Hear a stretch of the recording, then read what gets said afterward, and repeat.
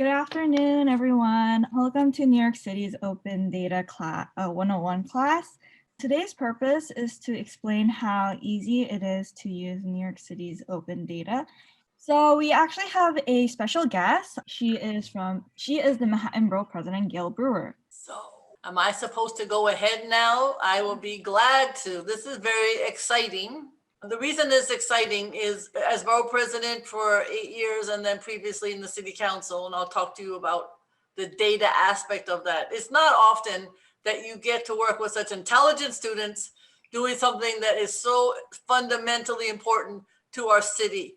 And this god-awful pandemic has shown even more importance for data. The fact of the matter is, I was a city council member for 12 years. And during that time period, toward the end anyway, one of my proudest moments, we did pass paid sick days, and that was a big deal. But the other was to pass the New York City's open data law, and it unlocked a treasure of data about streets, crime, restaurant inspections, and other information that came about because of 311. And we're using that. You'll hear more. That's what the discussion is about here. But just to give you a little sense of how hard this was, at the time, I don't think there was any other municipal open data law in the United States. There were some executive orders. And in fact, Bill Clinton had created an executive order when he was president. And the woman who was his CTO at the time, if it wasn't for her, the open data would have never passed. And she and I met. She had a small son at the time who was really small and single mom. And she and I met in coffee shops in order to pull this law off. But now to see that it's being used, I can't tell you how honored I am today to hear about being used by young people. I think everyone on this call knows the importance of data. Sometimes people in the street don't understand that you cannot plan without data. They just want something to happen. You got to have data. It provides vital metrics and measurables. It allows policymakers and government officials to track trends throughout the city, identify problems, hopefully create solutions, and then track the impact of these solutions. I'll talk a little bit about how we're using it for vacant storefronts, which is a huge issue, how we're using it to figure out which religious institutions are, unfortunately, sometimes slated, if they're not landmarked, to come down and become housing, hopefully affordable housing, but it's a big issue, and other topics that are in people's minds, although there's many others. Even the one that I'm thinking of that we've worked on recently, which you wouldn't think of, regarding COVID, the data of our waste. Believe it or not, other countries in the world, particularly in Europe, have been doing this for a while, but basically we have these big sewage treatment plants, and this amazing woman who's in charge of them had really tried and finally got a lab, 3 staff people, and the equipment to be able to analyze our waste. Because if in fact COVID is to God knows which strain or which variant to show up, she can know from our waste 6 days in advance. So another example of data. We obviously use it every day. We use it to ensure our community boards reflect their neighborhoods, to map cultural education organizations, connect them with nearby schools, and to track, as I indicated, and I'll talk more about the storefront vacancies. And people say it's terrible. How many vacancies, Gale? Oh, I was out this morning at the subway and people were upset about all the storefront vacancies. But the issue is find the data, because then we'll know. We did go from the top of the Broadway to the bottom. We walked it and we found a 78% increase during the pandemic from before the pandemic of vacancies. There were already too many. It's like it went from the hundreds to the 300s. But that's just a walk. That's not the owners giving us the data. So we're very focused on data. Also, we're very focused on the technology. Again, this pandemic, I've been talking for years. Every student needs an individual device. And nobody listened, because there was this directive that said you have to have a DOE, Department of Education, you have to have a device that is networked, you have to have a device that has a long shelf life, blah, blah, blah. So you have to stick it in the closet with the cart. So we finally won that fight. Now individual students can get individual devices, but guess what? The pandemic came and every student didn't have a device. And we do spend over $35 million every single year, and actually more than that, to try to get smart boards and devices for students, but there's never enough. But the best part of this discussion is partnering with BetaNYC. And that's what you're hearing today. These amazing students are CUNY undergrads. They know all about NYC open data, how to analyze it, how to visualize it with resources like Socrata, BoardStat, Excel, Google Sheets, Carto, ArcGIS, and R. And then when we have all this data, and you'll learn more about how to, as I say, peel back the onion of the data. One example, of course, was to see where there are community board members living, because we want every single aspect of a community board geographical area to be included on membership. And we also we can use that same information to be sure that the community board reflects the demographics of the area. So all of that has been so helpful as we make our appointments. Second, I mentioned earlier, the 196 religious facilities in Manhattan that are not protected by landmark status. And sometimes you'll see a church or a synagogue or a mosque and you'll say, well, that's a beautiful building. And guess what? It's not landmarked. Church can take it down, developer can buy it, but you need to have some sense of how many of them are there, because they're very vulnerable to demolition or development pressure, because a lot of these congregations are very small, the roof leaks, and the developer says, oh, I'll solve your problem. Actually, the AG's office just caught that recently and has hauled in some of the owners. And we're also looking at the hotels. Don't forget, in this awful pandemic, there's not much silver lining, but there are 700 hotels in Manhattan, and maybe, I don't know, not 200 right now have some tourists, some individuals who are homeless, and obviously some with COVID, probably less than that. And the issue is it possible that some of them could go to permanent housing? That's, again, mapping and then what's available. So these amazing scholars from CUNY get involved in all of these projects. They apply their knowledge to real world data challenges that every single NYC employee of government faces. It shows a demand for data analytics and visualization. Now that the available information is on the open data portal, thanks to the law that I passed in 2012, it is exciting. I think people see the benefits of this data. You have to, believe it or not, you actually have to convince people that data is important, not you, but people in the community. It's a little frustrating, but you have to do that, because once they see it, they go, I didn't know that was like that. Just to give an example on the vaccines in Washington Heights. So it was the New York Academy of Medicine. They have an amazing map of all the seniors in New York City. Where do they live? Example on the vaccines in Washington Heights. So it was the New York Academy of Medicine. They have an amazing map of all the seniors in New York City. Where do they live? What language do they speak, et cetera, et cetera. So if you go to Washington Heights, 95% of the seniors, and the numbers are all there, prefer Spanish speaking. So if you're doing vaccines, guess what language they should be in? And I won't get into how that took a while. So it is really important to think about this data. And these CUNY fellows, I think we're in our 7th year. Somebody can correct me if I'm not right, but the students who are fellows have gone on to work in major tech roles at Accenture and Google and Citi and Abbott Labs and Epic Software Development.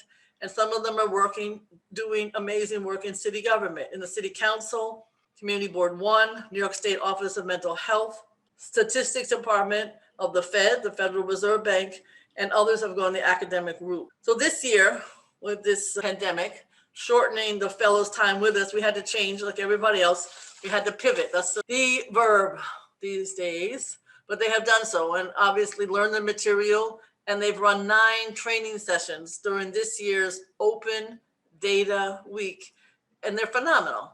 So it really was an amazing opportunity when we passed the law, but to see it establishing this particular effort, I can't describe it. I really can't describe it. The other, I mentioned storefronts. All we do is walk around and we say, oh my God, there's so many empty storefronts. We did pass Local Law 157, and it is established a vacancy database on our open data portal. It was quite some years ago. It was supposed to be published at the end of February. That was last month. But the Department of Finance had to push back the deadline, and it's now going to be October, because the data was collected by last October. So they have the data now, and they're reviewing the release, we hope, It'll be in the month of March, and it will include all owners of any, I call it storefront, but anybody who has a commercial lease, second floor and down. So that could be the first floor or the basement. That is where that vacancy information for commercial spaces will be available on the open data portal. And it has to be an annual open data portal, and there'll be fines for owners who don't comply with the law. I just want to be clear that we had a small business task force, and this is not cumbersome information because you are already, as an owner, giving it to the Department of Finance. I was very clear that I didn't want extra burdens on the small owners or the bigger owners, but every single owner we spoke to a lot said this is not a burden. It'll have address level data on the vacant storefronts. It'll have medium and average total duration of leases, the size of rentable floor per each premise, and then the rent will be published at the census tract level. So I think it'll be, and there are other aspects of the bill. You can find it on the City Council's website. It'll also identify vacancy trends throughout the city, spot areas where vacancies are increasing, and identify specific property owners and managers who demonstrate a pattern of forcing out small businesses. Although in this pandemic, I don't know how anybody would do that because you're not likely to get another tenant. In fact, I talked to an owner the other day, could not have been nicer, and he offered he has many retail tenants, but this one was a hairdresser. This is a sad story. So he offered in East Side Manhattan $100 a month. Even that, there were no customers. So the person had to close the business. I'm also hoping that this data will help the businesses, because sometimes they'll see that there's another shop nearby, better location, cheaper rent. So they too hopefully will be helped. Or sometimes the owner says, I want more money for this space. And this will give them the data to be able to find another space in the neighborhood, because so many of these shops, they need their customers like me and you, who I'm a real local shopper. So, that kind of vacancy data, I hope, will also help entrepreneurs who are looking to start a business or expand. The same data supports business owners who are negotiating new leases. So it's both sides. It's a win-win for everybody. It provides, like I said, alternate locations in the same neighborhood with the same customer base, and reduces the business's reliance on staying in the same spot if that's what their concern is and if there's a dispute with the owner. I also just want to close by stating, thanks to Emily, there is an interest, perhaps, if all goes well, in trying to help tenants and owners and the city and the state and the community with working with housing court data to see if we can figure out where some of the evictions are taking place and try to have organizers or others make sure those evictions do not take place. If you could list all the challenges that we face coming out of this pandemic, there are almost too many, but certainly the small stores, the issue of economic development and housing. Those are just some. There are so many others. It's too long a list. So I can't tell you how honored I am to be here. I want to thank Sarah and Avi for their commitment to this topic, and I hope it's helpful for their careers. And I love CUNY and John Jay College in particular. Thank you very much. It's all yours. Thank you, Emily Goldman. Thank you, Gale. Thank you for emphasizing how important data is today. So now we would like to move on to meet the people in the room. Tell us your name, your organization, and why you're here. Just feel free to leave it in the chat. So here is a little bit about BetaNYC. So BetaNYC is a civic innovation organization that is dedicated to improve the lives of New Yorkers through open data and technology. They began as a meetup in 2008, and they helped usher the open data law in 2012. Eventually, they would be invited to the NBPO to do the civic innovation in 2015. Now, it led up to today where we have our new Civic Innovation Fellows for this cohort. So BetaNYC has three main buckets of work. So they have talent and career pipeline, where they work with CUNY students like us to expose us to more analytical skills and give an insight of the government. We also have research and tools, where they build digital tools to provide more access for government workers to do their jobs. And now they also do public engagement, where they do trainings to teach these tools and do also public events. So, a little bit about New York City government history and the open data. New York City is a very big city. So, we have a 90 plus billion-dollar budget, a 8.6 million resident population, 65 million tourists annually, while it may have decreased due to the COVID. There are about 325,000 government employees, making New York City the fourth largest government in the USA. We also have about 1 million students in the New York City schools, making this the 10th largest city in the USA. So this is a little map of the New York City government, and as you can see, it's pretty complicated. The number of agencies always change because the mayor is always adding and removing these agencies. And we can simplify this map into comparing it to the three different branches of government: the executive, the judicial, and the legislative. Now, here are some important dates. From 2010, the open data legislation was introduced. In 2012, there was the passage of New York City's open data law. And from 2015 through 2018, there were amendments made to the law to make it a stronger. The New York City's open data program is administered by two city agencies: the Mayor's Office of Data Analytics and the Department of Information Technology and Telecommunications. There are more than 3,000 data sets, and in 2020, there were more than 1.5 million visitors. So half of them were from New York City, and the rest were from across USA, as well as the rest of the world. So the open data law is a very big deal where other cities have also followed. Each year, New York City celebrates the law's birthday to correspond with New York City School of Data. Now, why is the open data important? So it is important because it makes the government more transparent to the public, and it builds a trust in between the public and the government. One of the biggest open data is 311. We are very much familiar with this. It is where people can make complaints or make requests to the government. It is open 24/7 with over 175 languages. It is also available through many different methods, through the phone, the web, Skype, Twitter, Facebook, and mobile apps. We actually got a chance to try this on the mobile app, and it was pretty easy. So I think everybody else can try it too. So now my partner will be introducing the board stack. All right, everyone. So let's get started with BoardStat. You could either follow along with the slide, or you could actually use the link I just posted in the chat. It's boardstat.beta.nyc. So BoardStat was designed with community boards and for community boards, and BoardStat is basically a 301 dashboard. It's a multi-page dashboard that helps you find local complaints and issues in surrounding areas. So let's get started. Next slide, please. Next slide. All right. On the landing page, you have the options up top. It has all the 5 boroughs. For today, we will be doing Manhattan. Next slide. For today, we're going to be doing Community Board 1. So here in the first landing page, you could actually filter by complaint type, agency, the status, descriptors, and date range. For this exercise, we're just going to filter to CB, and this filter is gonna be prevalent in every other page. So every other page will be CB1 as well. Page 2 here on at BoardStat, you'll see the top address. Sorry, you'll see the top 10 complaints ranging from left to in the top right of that first window.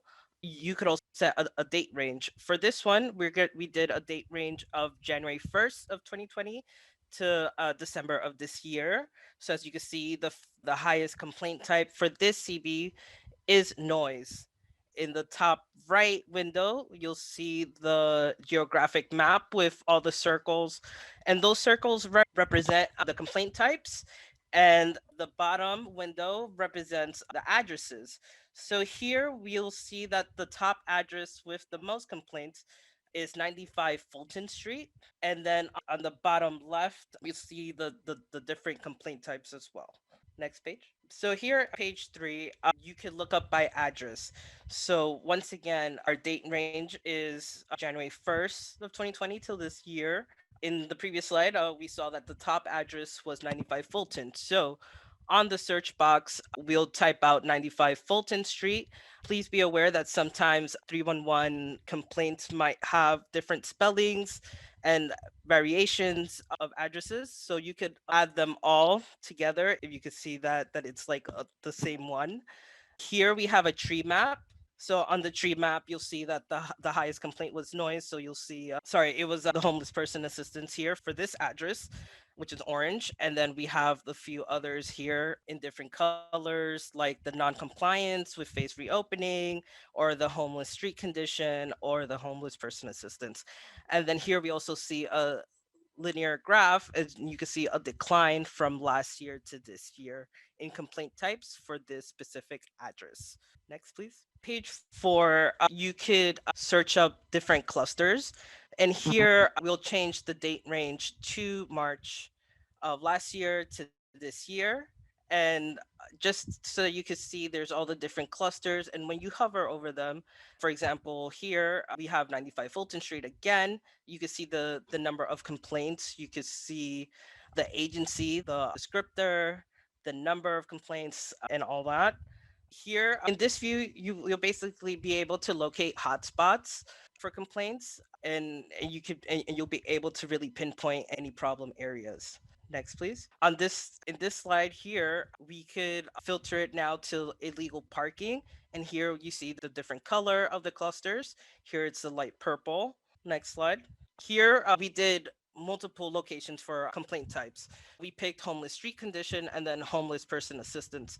So here, if let's say we went back to 95 Fulton Street, you will actually see something that resembles a pie chart.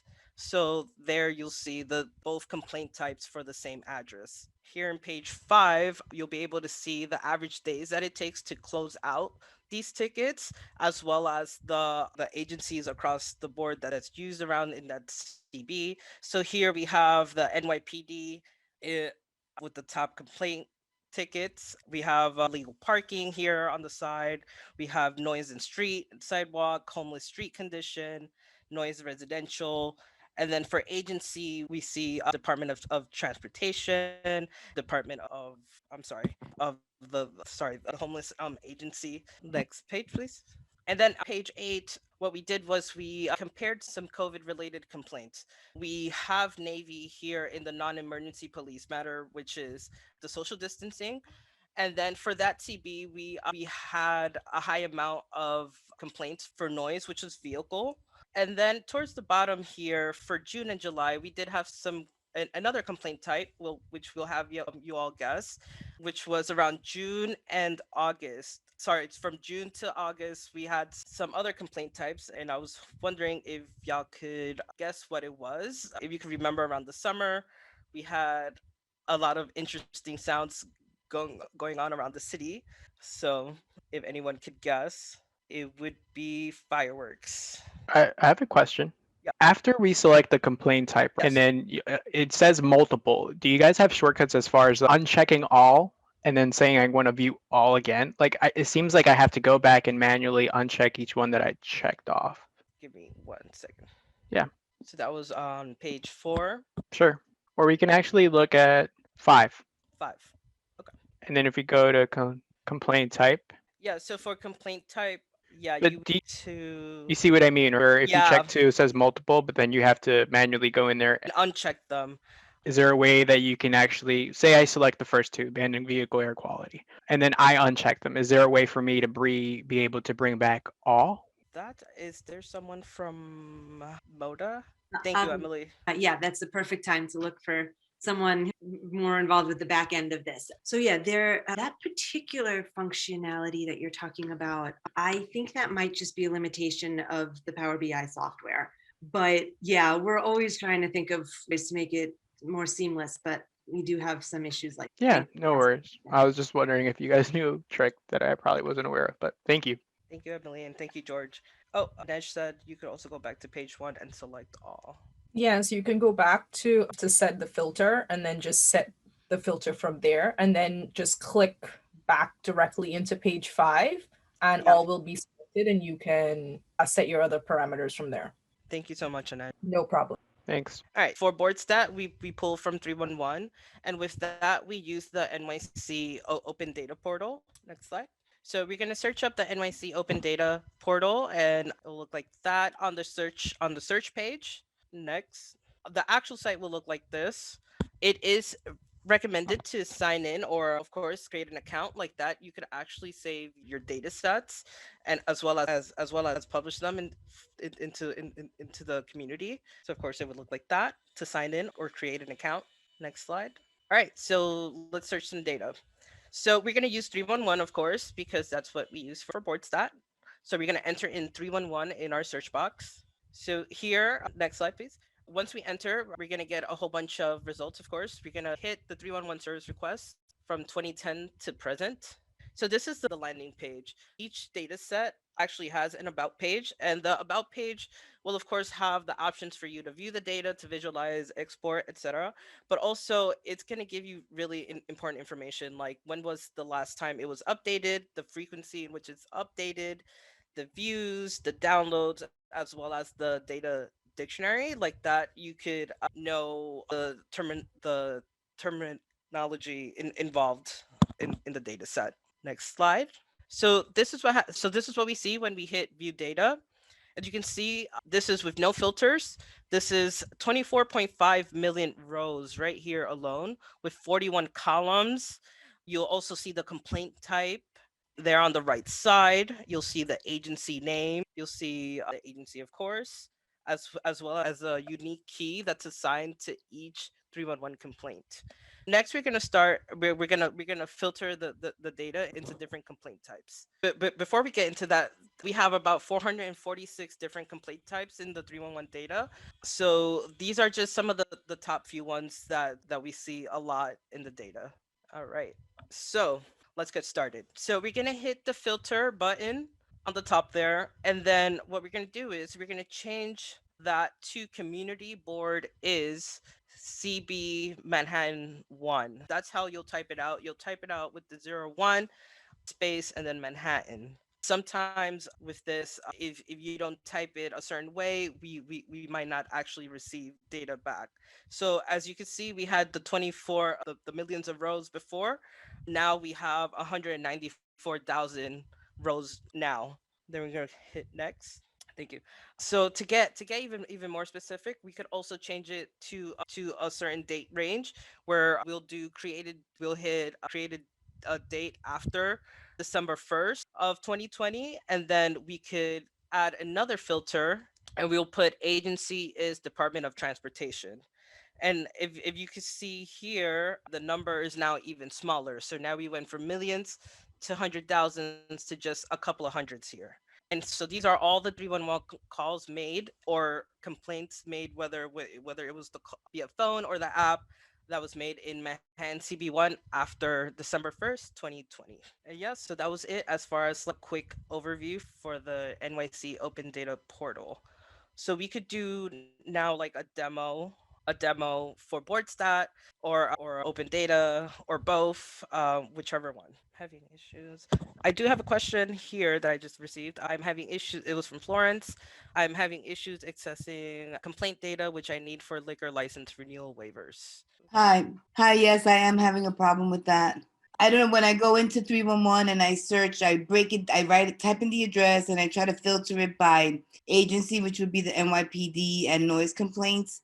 It will never show me all the complaints. It tells me that there's something wrong with the data or that the data's been erased, which is not true. I was able to use it before, and now all of a sudden I cannot access it. Okay, thanks, Florence. Yeah, we can see, we're getting a question. Florence, just hang on one sec. Can you show a bit more about how you can export and use the data visualization tools? Okay, yes, we can certainly do that, Kellyanne. But Florence, so yeah, I think that we could do you usually use BoardStat or the open data platform to look at? I use the open data platform. Okay, all right. And you're from CB2, right? Yeah, CB2. All right, Savi, you want to do a demo of looking at noise complaints in CB2, Manhattan? I know how to use the system. Seems to be some kind of a glitch. I've been using it for years. So you're just saying there's a glitch right now? We could try it for you and see. I don't know if it has to do on my end or what, but I've been trying to get to the bottom of this and I'm not getting any headway. I usually have to end up asking my colleague to check for 311 complaints for me because I'm not able to access. Let's see what we can find out. Avi, you feel good doing a demo? Yeah, of course. All right. So Sarah, since you're sharing screen, give me 1 second. So we're doing a demo on BoardStat, right? Florence was actually talking about the open data platform. Oh, open data. Sorry. We could do either one, but why don't we start with the open data platform? Got it. Let me just set myself up here. And then once you do it, I'm going to show you where I end up with that issue. So maybe, I don't know, it could show you, maybe shed some light. I don't. So here we're at. Actually, Avi, that's going to take you, they've reconfigured things. This is going to take you to the data lens, but just click source data. You know how to do that. Source data set. Okay. Sorry. So Avi, that first one is the data lens. Yeah, I'd go down to when it appears again as the data set. Should be coming up soon. There we go. No. There you go. Is that it? Okay. So the data. And then what was the filter again? NYPD. Usually I've tried it different ways. I usually type in the address and then I filter it and I get nothing. And then and then when I try to to filter it through the address, it won't even give me the address filter. Oh, okay, wait. I think perhaps we should try it with BoardStat then, if you wanted to look up a specific address. But while we're doing this, we could do a quick demo. Change unique key to community board. Let's do Manhattan community board too. But you see how you guys can scroll down for some reason? It doesn't allow me to scroll down. And when you filter them, so I can't even scroll by community board. I can't scroll by address. Yeah. I don't know why. What browser are you using? I was using Safari, but then I tried it with Chrome and I'm still having the same issue. All right, I think you should. Yeah, I will ask Moda if there's any issues with Safari or Chrome or something. It might be some weird glitch. But the weird thing is that I always used it that way. Like I said, I've been using it for years. I've been using it through several incarnations of open data, and I never had an issue up until the last couple of months. Yeah, it might be something wrong with the website then. But yeah, when my colleague does it, and he has a Mac also, he has no issue.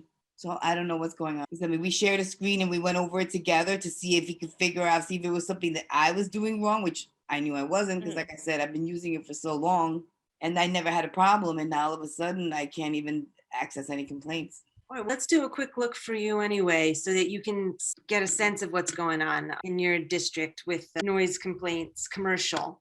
And we could just do these past couple of months or something, just to give you a sense. Space in each. So here we have our filtered set. So we have CB02 Manhattan. Complaint type is noise commercial. We could visualize it as well. Hey, Florence. Hi.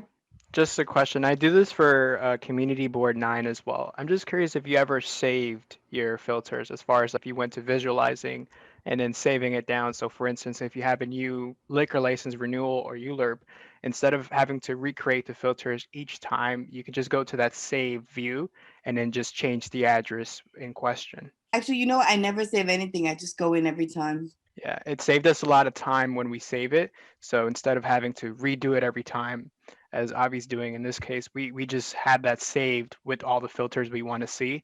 And then it's just entering that new address. And maybe the team here can help you save that. You know what? Thank you. I can try that and see if that works. Yes, so Avi, you should on the side, on the top, there's filters, and then you can apply those filters that you applied previously. On the top right here, there you go. Yep, there you go.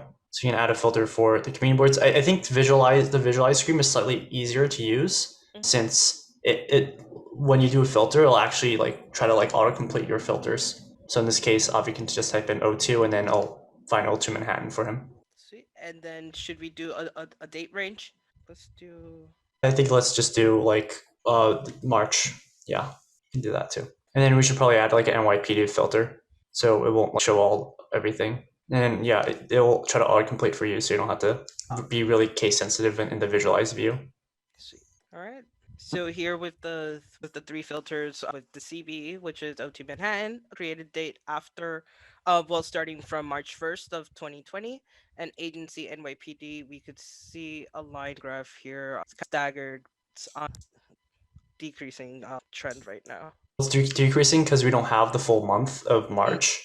But yeah, you can see that there's a bump, I think. I don't know when that bump was, probably June or something with NYPD complaints. If you hover over that peak, Avi, Right here? Oh, yeah, that bump there. Oh, it's actually October, so I'm not sure what that is. So what you can do on the side, instead of as mentioned by create a date, you can change that to complaint type. And I'll break down the line chart to by complaint type. I'm wondering if that could have been when they started the outdoor dining. probably, yes. And Avi, you should change that over to a bar graph because a line graph doesn't really apply to this. Yeah, there you go. Those are the top noise complaints for NYPD from last year March to this year. So noise residential, noise street and sidewalk, to non-emergency police matter, which is probably the social distancing. Great, Avi. And then, so Florence also has a case about an address. And to look up an address, that's really what BoardStat was made for. It's more useful than really any other. Yeah. So why don't we look up 670 Broadway in Manhattan, which is an address she's interested in, and try to see how it's doing with its complaints over time. That would be page 3 of BoardStat. Okay, I don't know what I did, but I lost your window. I was trying to go into that link you sent, Emily, and now I lost you. Oh, that's okay. Can you see us now? I can see you, but I can't see anything you're doing. You can't see the screen? No. So if you're on Zoom, there is, if you hover over I think that's right, you should be able to see something called view. And then from there, you can switch to a gallery view. I see you, I'm back. I just clicked on Zoom. Okay, good. Yeah, so Avi, keep the date range as is and go to look up by address. And let's change, oh yeah, and then we'll do 670 Broadway at the bottom. There we go. All right. Yeah, we're seeing not very many complaints at 670 Broadway. No, but I see one in January, mass gathering, and then I see business not in compliance in February. Yeah. And there may not be a lot, but those are important. Yeah. I'm gonna shut up. If you're looking at it from a liquor license point of view, that's important. Yes. Oh, and see, somebody reported it. It was interesting. Thank you for that information. That's pretty useful for me. No problem. I wasn't looking for that one in particular, but yeah, that's pretty good to know. I have a question here on BoardStat. Is there a way we can export this data like after fill? For instance, the table below, let's say I wanted that to be exported as a CSV. Is that possible here? I don't think we enabled the setting, but yeah, currently not possible, but we can add that feature in the future. Any other questions?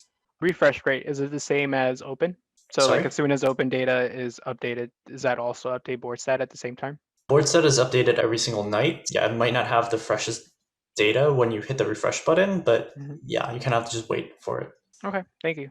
Oh, and to get back to Kellyanne's question about exporting, does anyone want to take that? She asked about can we export the data from the data vision? So Z just answered about BoardStat. Unfortunately, we can't really export from BoardStat, but from the open data platform. Definitely. So I'm going to go ahead and try like different avenues of, and I'm going to use the suggestion of Community Board 9 also and see if that works. Okay. If you want to learn more, you can always go to the BetaNYC website or email.